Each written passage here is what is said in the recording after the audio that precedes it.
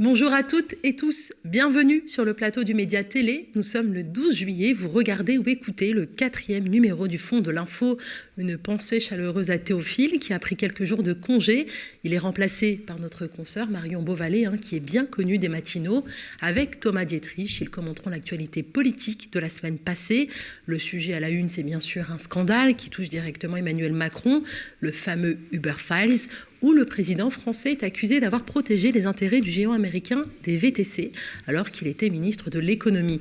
On parlera également du Sri Lanka, où une insurrection populaire a chassé le président Oni sur fond de hausse des prix et de pauvreté massive.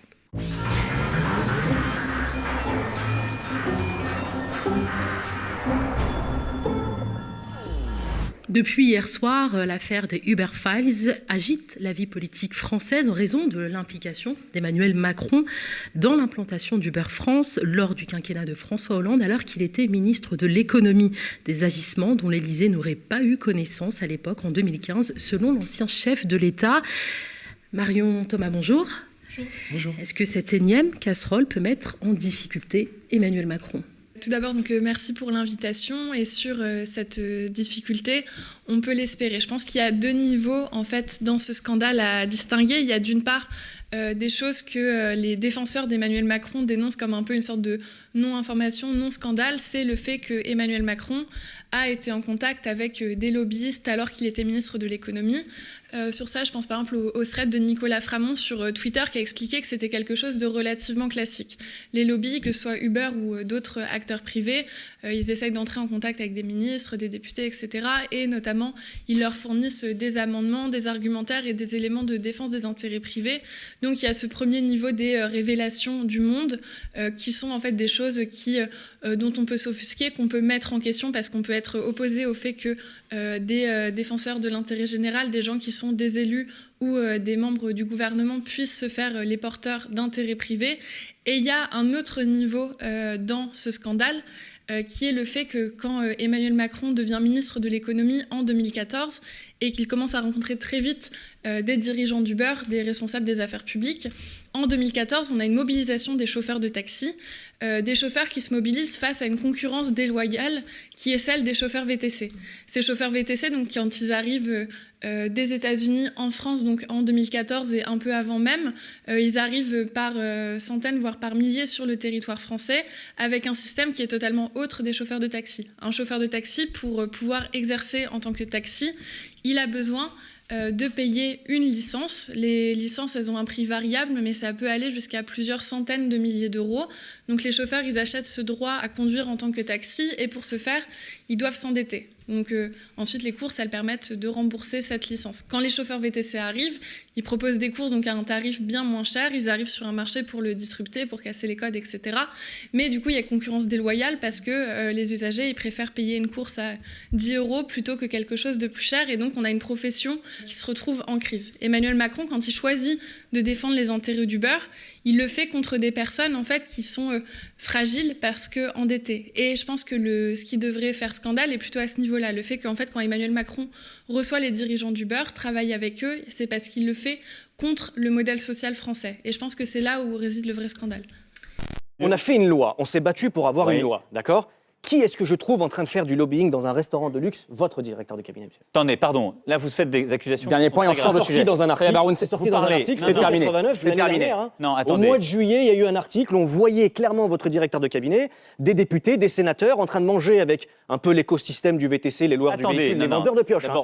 Ils se battaient contre cette loi. Non mais attendez, c'est terminé. Réponse d'Emmanuel Macron et on change de thématique. On ne peut pas dire tout et n'importe quoi.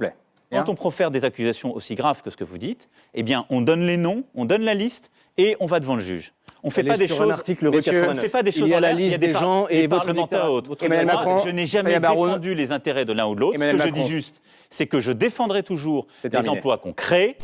Thomas, on a l'impression que cette présidence Macron est un peu celle de toutes les affaires, de toutes les collusions. Effectivement, c'est-à-dire les échanges avec le privé, la porosité avec les intérêts privés, les lobbies, c'est un peu consubstantiel à ce qu'est Emmanuel Macron. C'est l'ADN d'Emmanuel Macron. Déjà, il faut se souvenir que sur l'affaire des VTC, en 2008, il faisait partie de la commission de Jacques Attali, qui avait notamment proposé de libéraliser le marché des taxis et d'augmenter le nombre de licences, alors qu'effectivement, il y avait des chauffeurs de taxis qui s'étaient très lourdement endettés pour acquérir leur licence auparavant. Et donc, il a continué en étant ministre de l'économie. Alors oui, on peut être perméable au lobby, mais quand même, il y a des niveaux qui interrogent. C'est-à-dire que quand même, il a rencontré 17 fois les équipes d'Uber, impression qu'il n'avait rien d'autre à faire. Les équipes d'Uber trouvaient qu'il y avait eu des rencontres méga top avec Emmanuel Macron. Donc il s'est mis véritablement au service de la dérégulation. Il a en quelque sorte protégé Uber, qui à l'époque était accusé, avait des enquêtes sur le dos, notamment le fait de prétendre que son service de taxi n'était en fait qu'un service de covoiturage. Et même Uber utilisait des pratiques très limites par rapport à la légalité. C'est quand il y avait des perquisitions des services de l'État ou de la DGCCRF, ils avaient un système de kill switch, ça veut dire qu'ils bloquaient les ordinateurs pour qu'ils ne soient pas accessibles aux services de l'État. Ils pouvaient ainsi protéger les services d'Uber. Imaginez que quand vous êtes manifestant, vous êtes arrêté dans une manifestation et que vous refusez en garde à vue au commissariat de donner le code de votre téléphone, vous pouvez prendre de la prison une forte amende, alors que là, Uber n'a absolument rien eu. Et ça pose même des questions sur la campagne de 2017 d'Emmanuel Macron, puisque ce sont ces lobbies qui lui ont permis et qui l'ont aidé à arriver au pouvoir. Pense à un ex-lobbyiste d'Uber qui lui a permis de récolter des fonds pour sa campagne. On pense à des membres du cabinet McKinsey qui ont travaillé gratuitement pour construire le programme de sa campagne et qui ont été généreusement récompensés par la suite, puisque McKinsey a eu le nombre de contrats qu'on sait avec l'administration publique française sous le quinquennat d'Emmanuel Macron. Ça n'a pas empêché Emmanuel Macron d'être élu, pour autant. Ça n'a pas empêché, on a l'impression qu'il est imperméable à tous les scandales. En Suède, il suffit qu'une ministre, il y a un certain nombre d'années, achète un Toblerone avec sa carte bancaire de fonction pour qu'elle démissionne. Là, on a quand même les preuves, parce que c'est ce qu'ont sorti ces journalistes, les preuves de la collusion d'Emmanuel Macron avec des intérêts privés, et puis des intérêts qui ne sont même pas français, puisque c'est géant américain des VTC. Et puis, il ne se passe absolument rien. Peut-être qu'il y aura une commission d'enquête qui, comme celle de la commission d'enquête sur l'affaire Benalla, sera enterré, et puis on continuera, business as usual. Finalement, Emmanuel Macron, c'est plus liberté, égalité, fraternité, c'est dérégulation, corruption et start-up nation. Il y a aussi cette affaire de General Electric. Oui, c'est-à-dire que Emmanuel Macron, pendant son passage au ministère de l'économie et des finances à Bercy, a quand même été accusé d'avoir bradé un de nos fleurons industriels, en l'occurrence Alstom et la branche turbine d'Alstom, ces turbines-là qui étaient une des fiertés industrielles de la France, qui équipent les centrales nucléaires et nos sous-marins à propulsion nucléaire. Donc ils sont quand même des actifs stratégiques pour la France et qui ont été cédés contre l'avis de collègues du gouvernement d'Emmanuel Macron. On se souvient qu'Arnaud Montebourg était vent debout contre cette scission de la branche turbine d'Alstom à General Electric, au géant américain General Electric, donc une scission stratégique qui a été soutenue par Emmanuel Macron et qui a été un vrai désastre, un désastre aussi bien patriotique, mais aussi un désastre pour les emplois, puisque malgré les promesses de General Electric, il y a plus d'1 millier d'emplois qui ont été sacrifiés, et finalement, au bout du compte, pourquoi ? Pour que EDF, 7 ans plus tard, rachète ces mêmes turbines à General Electric qu'on avait bradées 7 ans auparavant. Et cette affaire intervient dans un contexte parlementaire explosif. On sait que la NUPS avait déposé une motion de censure à l'Assemblée nationale contre le gouvernement d'Elisabeth Borne, une motion qui a été rejetée hier. Oui, tout à fait. Je ne sais pas si vous avez un peu suivi les débats, les discours, etc. Mais depuis le discours donc, de politique générale fait par Elisabeth Borne, qui était quand même incroyablement long et somme toute assez ennuyeux et fait de poncifs, donc on a cette motion de défiance qui a été déposée par la NUPS et qui a été soutenue donc, par l'intégralité des composants de la NUPS, donc la France Insoumise, les écologistes, le Parti communiste et le Parti socialiste. Et malheureusement, cette motion donc, n'a pas été adoptée hier. À noter, donc, dans l'hémicycle, les députés du Rassemblement national devaient avoir piscine. En tout cas, ils n'étaient pas présents, mais ils sont revenus pour la séance d'après. Donc, ils n'étaient pas très loin de l'Assemblée nationale, mais la motion de défiance ne les intéressait pas. Et bien sûr, donc, la droite qui donc, a quand même précisé à Elisabeth Borne qui ne lui faisait pas confiance, mais qui ne votait pas la motion de défiance. Il y a eu donc ce texte, en tout cas, qui a réuni la gauche, qui est très fort, qui a été présenté. Et moi, ce qui me met très mal à l'aise, c'est en fait le fait que quand on écoute les macronistes, Aujourd'hui, donc, il n'y a pas de majorité absolue et c'est le jeu. Bon, du coup, il faut composer avec les autres forces politiques présentes à l'Assemblée pour faire passer un texte. Ça pourrait être une occasion pour les macronistes, par exemple, de regarder à leur gauche, peut-être, et d'arrêter de tout saccager. Et quand on entend Elisabeth Borne, finalement, elle renvoie l'impression, et elle le dit, elle dit à la France Insoumise, à chaque fois, elle cite Jean-Luc Mélenchon, qui n'est plus député, mais il est toujours là, présent dans les esprits, elle le cite, que tout ce travail, donc cette motion, tous ces textes et le fait de ne pas soutenir la politique, c'est presque de l'obstruction au travail parlementaire. Et le fait est que quand on n'est pas majoritaire, on est obligé de composer avec d'autres forces. Et je trouve que le fait de rejeter cette motion en expliquant finalement que c'est pas constructif, ça n'apporte pas au débat, voire que ça entrave une partie du travail, c'est un tel mépris d'une part pour le peuple qui a voté, qui a choisi de ne pas leur redonner la majorité absolue, et aussi un tel mépris donc, pour la démocratie et pour l'opposition. Et ça, moi, c'est vraiment quelque chose qui, ça a été très présent hier, moi, me scandalise. Elisabeth Borne qui voudrait piétiner la Constitution, puisque c'est la Constitution qui prévoit cette faculté de déposer une motion de censure. Oui, ça montre bien qu'il y a une conception finalement... on vassalise le Parlement, c'est-à-dire on considère que de toute façon le Parlement est aux ordres de l'exécutif, c'est comme une chambre d'enregistrement et on ne devrait pas écouter les oppositions, alors qu'il y a, il y a des forces d'opposition qui sont aujourd'hui en présence, il y a le droit de déposer une motion de censure pour contester la politique du gouvernement. En fait, on en parle toutes les semaines et on s'indigne, on se fâche, on pousse des cris d'orfraie, on dénonce la mort du barrage républicain, mais il y a quand même quelque chose qu'on voit arriver en force depuis des semaines, depuis le second tour d'élection législative, c'est que en fait, ces 89 députés du Rassemblement national qui sont entrés à l'Assemblée nationale, en fait, ne sont pas tellement une force d'opposition à Emmanuel Macron. Alors certes, ils ont pas voté la motion de censure. Alors je doute que la NUPS voulait voir les députés du Rassemblement national se joindre aux voix de la NUPS pour voter la censure contre Emmanuel Macron.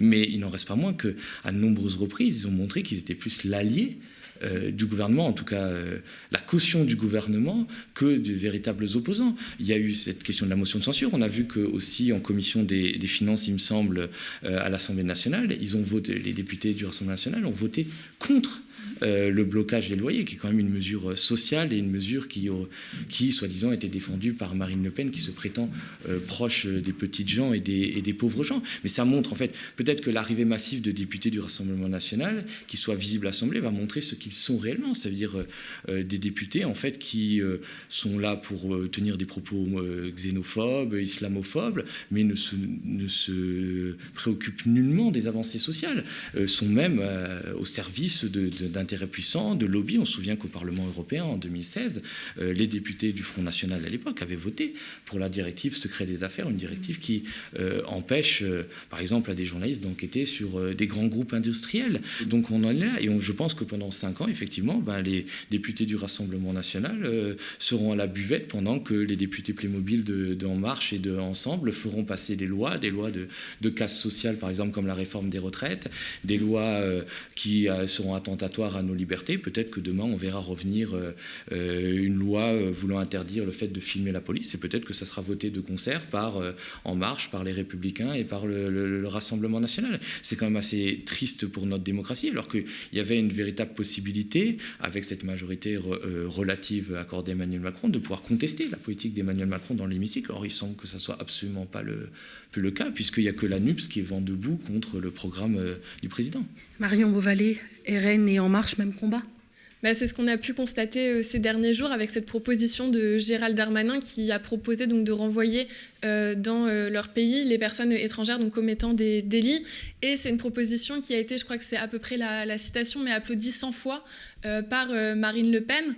Donc finalement, on a 89 députés du Rassemblement national qui sont à la buvette ou ailleurs quand les votes importants sont faits. Et on a aussi au gouvernement donc, des personnes qui de toute façon mènent la politique qu'aurait pu espérer mener le Rassemblement national. Ça me fait penser au moment où ce débat entre Gérald Darmanin et Marine Le Pen, où il lui avait dit qu'il la trouvait bien molle. Et là, finalement, on a peut-être cette réconciliation entre ces deux forces qui sont censées s'opposer, mais qui semblent en tout cas bien réussir à avancer ensemble. Et ce n'est pas le Rassemblement national qui a besoin de porter les sujets, c'est notamment Gérald Darmanin, qui est toujours ministre, rappelons-le, qui pose ces sujets directement dans l'arène.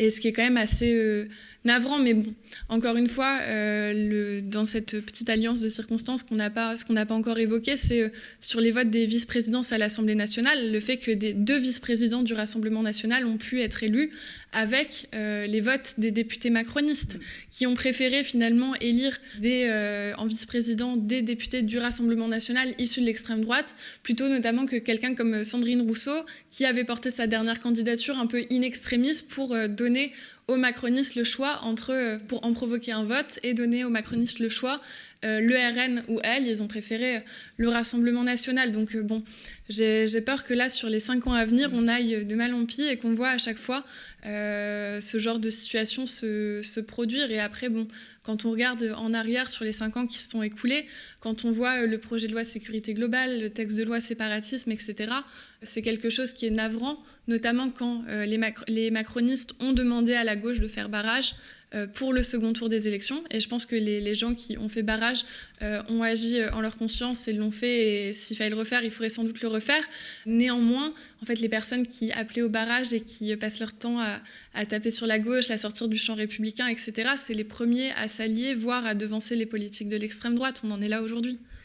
Thomas Dietrich, avant de parler de l'actualité internationale, tu voulais peut-être ajouter quelque chose sur ces alliances dangereuses entre le RN et... Oui, ces alliances dangereuses. Et puis, ce que tu as souligné, Marion, sur les propos de Gérald Darmanin, qui a effectivement proposé d'expulser les personnes étrangères qui ont commis des actes graves ou des délits graves, et qui a été applaudi par Marine Le Pen. Alors, on peut juste laisser de côté l'aspect moral qui est tout à fait scandaleux de cette proposition, je veux dire, de toute façon, qui va dans le traitement indigne qu'on fait des exilés. Il suffit d'aller à Porte de la Chapelle à Paris ou d'aller à Calais pour voir avec les tentes lacérées les migrants affamés à qui on empêche de donner à manger. Les non-ukrainiens.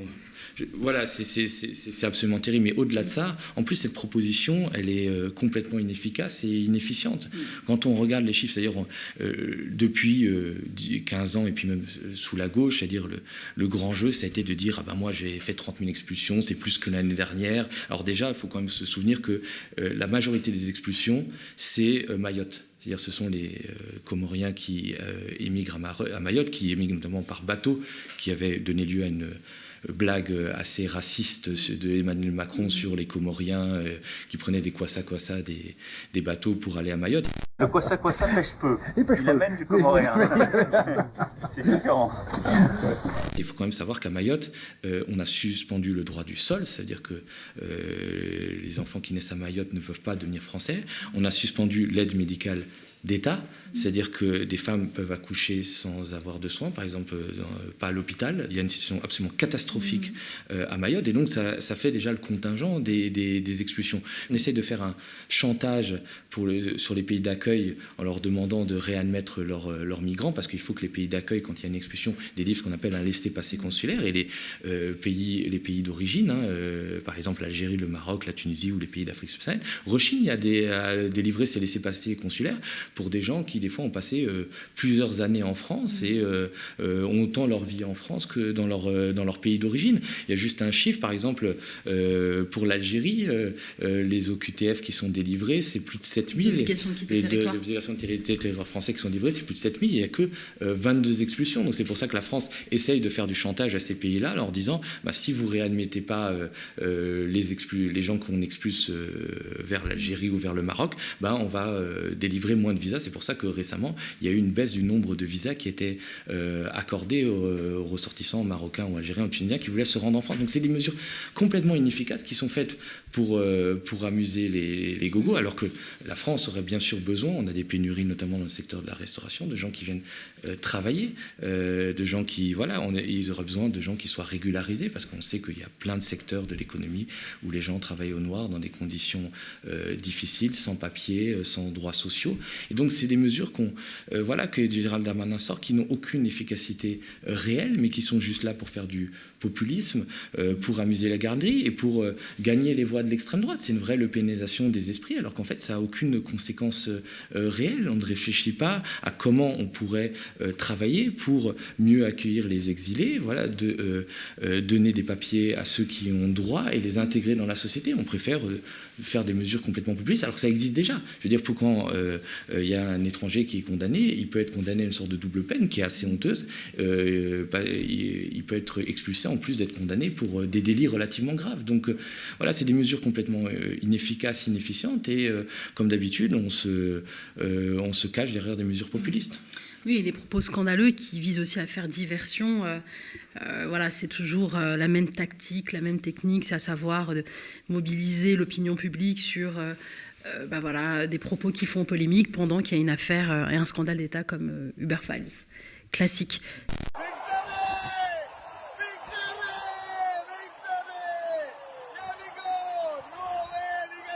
Dernier sujet, au Sri Lanka, une insurrection populaire a chassé le président Oni sur fond de hausse de prix et de pauvreté massive. Avec la conjoncture actuelle, ce scénario risque-t-il de se reproduire dans d'autres pays, en France comme ailleurs? L'inflation, est-ce qu'elle va déclencher des mouvements sociaux de masse? Ce qui se passe au Sri Lanka est sans doute le début d'une longue liste de pays qui vont être amenés à connaître, j'aime pas le terme émeute de la faim, c'est très paternaliste, mais des insurrections populaires, des révoltes contre la hausse des prix, du carburant, du blé, mais aussi contre la mauvaise gouvernance. Ce qui s'est passé au Sri Lanka, c'est quand même, il y a eu un président qui était en place et qui était issu d'une dynastie qui régnait sur le Sri Lanka de manière plus ou moins démocratique depuis des années, qui s'était accaparé un peu le pouvoir. Un ancien militaire qui avait notamment participé à la répression de la rébellion des Tamouls en 2009, qui avait été complètement écrasé alors qu'il s'était rendu. Des militaires et des civils de la rébellion des Tamouls avaient été exécutés et tout ça noyé dans un bain de sang. Et donc ce président-là régnait sur le pays avec sa famille, et il avait imposé notamment une transition très dure, très brutale vers l'agriculture biologique. Il avait décidé que tout le pays devait faire du bio, sauf qu'en fait ça n'avait pas du tout été préparé, et ça a provoqué une hausse des prix, une inflation de plus de 50%, ce qui a provoqué une révolte populaire. Et en général, effectivement, ce sont les souffrances endurées au quotidien qui provoquent les grandes révolutions. On a vu, par exemple, au Chili, c'était la hausse du prix du ticket de métro, au Soudan, c'était la hausse du prix du pain. Donc évidemment, ça va continuer. Espérons qu'il y en ait belles choses qui sortent, parce que par exemple en Tunisie il y avait eu en 2011 ce printemps arabe, cette bête révolte populaire, mais aujourd'hui on voit qu'il y a un retour en arrière avec un autoritarisme qui revient.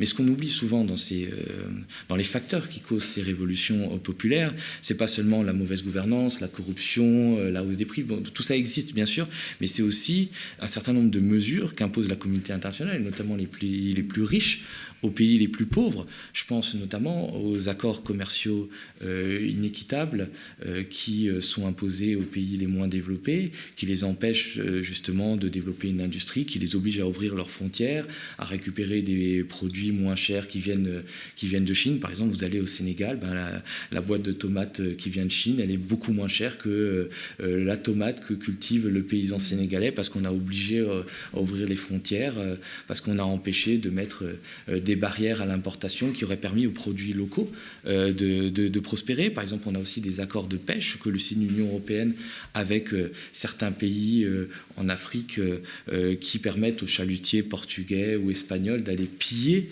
le poisson des côtes africaines, laissant le pêcheur local sans ressources. Et c'est aussi des causes des migrations. On en parlait tout à l'heure. C'est-à-dire que si des gens fuient la misère et la faim pour aller traverser le Sahara, traverser la Méditerranée, risquer leur vie, c'est pas par gaieté de cœur. C'est aussi parce qu'ils y sont poussés. Et on aggrave aussi, par exemple, en soutenant certains régimes très peu démocratiques, voire dictatoriaux en Afrique. Je pense à ce que fait la France en soutenant ce qu'on appelle le système de France-Afrique, en soutenant des dictatures comme le Tchad, comme la Guinée, comme le Togo, qui affament leur peuple. Donc il y a aussi une responsabilité de l'Occident, des pays les plus riches, dans la situation des pays les plus pauvres actuellement. Après, moi, c'est vrai que ces images font chaud au cœur. Je me souviens que j'étais au Mali quand, en en 2020, il y avait eu des grandes manifestations populaires contre le président Ibrahim Boubacar Keïta, qui était une sorte de roi fainéant, un despote soutenu par la France. Il y avait ces manifestations-là et finalement il y avait un coup d'État militaire, mais il y avait eu j'ai eu la chance d'être là à ce moment-là, cette ferveur populaire, cette explosion de joie, ce sentiment de libération, parce qu'en général on fait face à un régime qui tire à balles réelles, qui tue, ça a été le cas au Mali, mais j'imagine que ça sera le cas au Sri Lanka, et c'est vrai que c'est des images qui peuvent inspirer. J'espère simplement pour le peuple du Sri Lanka, qui est un pays que je connais vraiment très peu, mais qu'il arrivera de belles choses derrière, et que contrairement à des pays comme le Soudan, comme l'Égypte, comme la Tunisie, il n'y aura pas de retour en arrière, parce que c'est ça qui est aussi inquiétant. Par exemple, on voit qu'un pays comme le Soudan, qui a eu une belle révolution en 2019, une révolution qui avait été aussi causée au départ par la hausse des prix, mais après qui s'était étendue sur de la contestation démocratique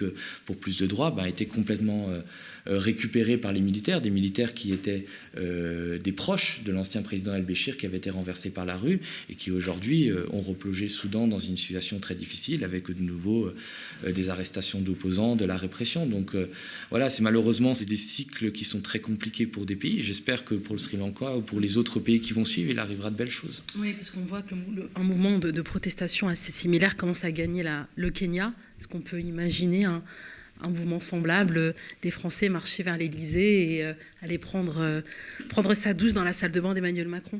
Dans la piscine de Brégançon. Ouais, c'est vrai que Brégançon, c'est peut-être un peu loin du coup, mais comme Thomas le disait, c'est vrai qu'il ça donne lieu à des très belles images qui peuvent nous donner envie de faire des choses et de croire en un mouvement. En France, ce qui se passe là au Sri Lanka, c'est un mouvement du coup qui a gagné en fait les milieux qui sont populaires, urbains et ruraux, donc une vraie jonction de personnes très différentes, mais qui ont pour point commun en fait d'être toutes touchées par les pénuries. J'ai trouvé quelques chiffres dans un article qui m'a aidé à comprendre un peu, qui est dans le Monde diplomatique, que je vous invite à lire, qui montre qu'en fait les prix de l'alimentation en quelques mois, ils ont progressé de 46% et les produits pétroliers de 140%. Donc en fait, c'est des augmentations qui sont insoutenables pour les gens, et c'est vrai qu'aujourd'hui en France, on n'atteint pas ce type de proportion non plus, mais on atteint en fait des hausses des prix. On le voit quand on fait ses courses au quotidien, etc. En fait, des tickets de caisse qui augmentent progressivement et des prix qui sont disproportionnés par rapport à ce qu'on achète. Si on regarde il y a quelques années, le mouvement des Gilets jaunes, il avait démarré quand le prix du litre d'essence était passé à 1,80 €. Il y avait eu cette frontière symbolique qui avait été franchie et qui avait déclenché une mobilisation donc assez large.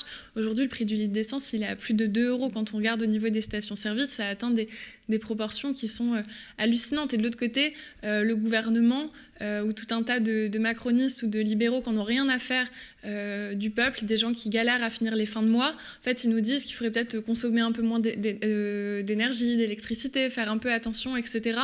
Et la seule issue qu'on nous offre, c'est en fait de devoir faire attention et peut-être nous serrer la ceinture pour être un peu collectivement responsables en agissant individuellement. Mais peut-être que les députés pourraient se pencher sur une loi, par exemple, pour encadrer les prix. Et étonnamment, les macronistes ne le font pas. Je pense que c'est des choses qui viendront du côté de l'ANUFS, mais il y a urgence à agir et finalement, le gouvernement n'agit pas.